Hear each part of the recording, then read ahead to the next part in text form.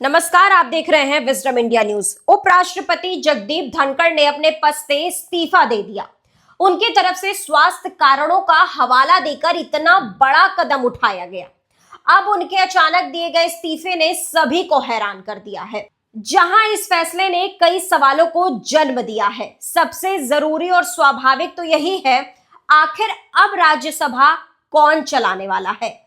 Monsoon सत्र तो अभी चल रहा है, लेकिन जगदीप धनखड़ वाली कुर्सी पर अब कौन बैठेगा।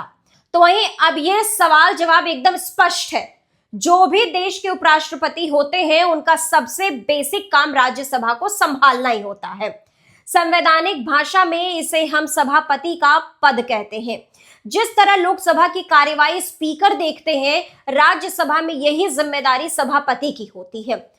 अब इस केस में अभी तक तो सभापति की जिम्मेदारी जगदीप धनखड़ ने संभाल रखी थी, लेकिन उन्होंने क्योंकि इस्तीफा दे दिया है, तो इस जिम्मेदारी को कोई और लेने वाला होगा। अब जैसे हर चीज का बैकअप होता है, राज्यसभा भी ऐसी अप्रत्याशित घटनाओं के लिए तैयार रहता है। अगर कभी उपराष्ट्रपति अपने पद से इस्तीफा दे दे, तो उस स्थिति में संसद की कार्यवाही उपसभापति के पास चली जाती है।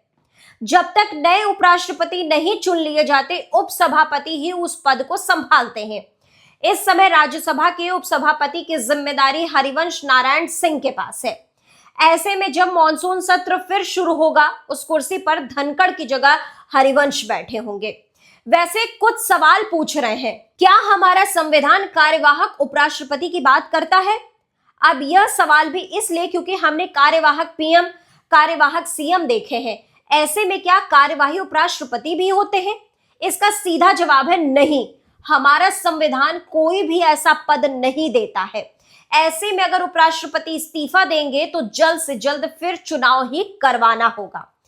तो वही उपराष्ट्रपति ने अपने पत्र में लिखा कि मैं संविधान के अनुच्छेद 67 क के अनुसार, यानी 67A के तहत अपने पद से इस्तीफा देता हूं।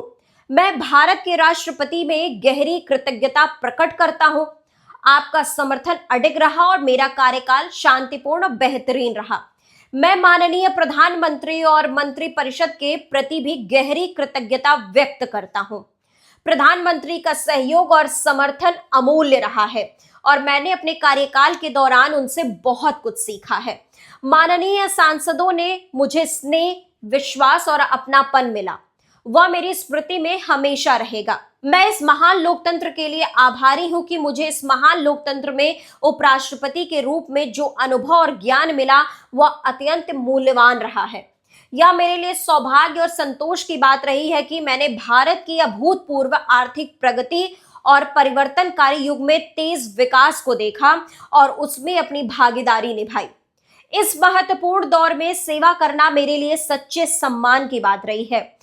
आज जब मैं इस पद को छोड़ रहा हूं, तो मेरे दिल में भारत की उपलब्धियां और शानदार भविष्य के लिए गर्व और अटूट विश्वास है। तो देश दुनिया की बाकी खबरों के लिए आप जुड़े रहिए विजडम इंडिया न्यूज चैनल के साथ। चैनल को लाइक करें, सब्सक्राइब करें, शेयर करें, कमेंट करें।